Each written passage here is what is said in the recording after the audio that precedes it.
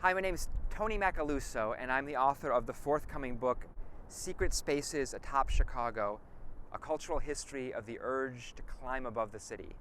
And I'm standing in one of the most iconic spaces above the city, one of the very first in Chicago. And this is the top of the tower of the Auditorium building. And back in 1888, this place, really along with the Eiffel Tower, were two of the first places that people came as a kind of leisure activity to experience the city from above.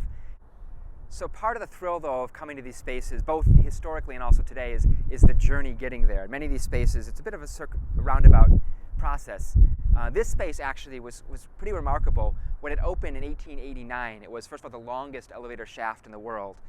And it's really one of the epicenters of Chicago's long history of being a place where people have flocked to these many, many spaces to experience the city and see it from a distance and step back and get a broader perspective on it. And this space had a fabulous observation deck, a little tower that's no longer here that would have been just to my left.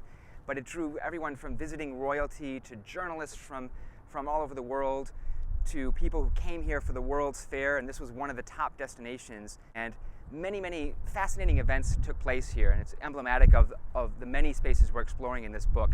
In fact, just beneath my feet, over to the corner here, 2 floors down, was Louis Sullivan's office for several decades. And then just over in front of me, 2 stories down, his young partner and draftsman, Frank Lloyd Wright, and then Dagmar Adler over there. So the firm of Adler and Sullivan had the space, the 2 floors below me. Maybe the best sense, though, of how much this space captured people's imaginations and really foreshadowed Chicago's fascination with spaces atop the city is this very short quote by a visiting British journalist who came here in 1896.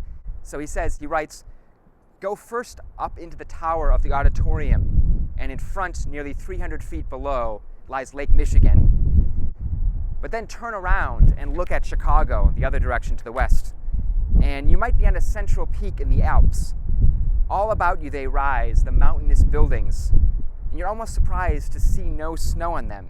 And who would suppose that mere lumps of iron and brick and mortar could be sublime?" And he writes, "Chicago, Chicago, Chicago, not if I had 100 tongues, everyone shouting in a different key, could I do justice to her splendid chaos." One of the beautiful things about Chicago is the density of these spaces at the top. And the way that we're structuring the book is to look at them in different types. So one of them is observation decks, so very much this being the observation deck, but also the Masonic Temple building, long gone with its bohemian rooftop gardens, and the Montgomery Ward building up on Michigan Avenue, missing its tower, up to the more recent, the Board of Trade building, which we can see from here, and the Prudential building with its top of the rock, and then today's observation decks, the Sears/Willis Tower, the John Hancock. But we're also looking at the idea of secret societies and clubs, all the different kinds of organizations that gathered at the tops of buildings. Everything from the artists and poets and painters who gathered at the top of the Fine Arts building, to the traders who had their private clubs, to the Tavern Club where the mid-century modernists hung out, and then also technology and spaces at the tops of the city. So things like the many, many radio stations, dozens of them, that really started at the tops of skyscrapers for obvious reasons, that being near the antennas technologically in the early years of radio made sense, and to television stations. And then in between these sections, we're looking at visually representing different kinds of spaces. So everything from people posing on rooftops.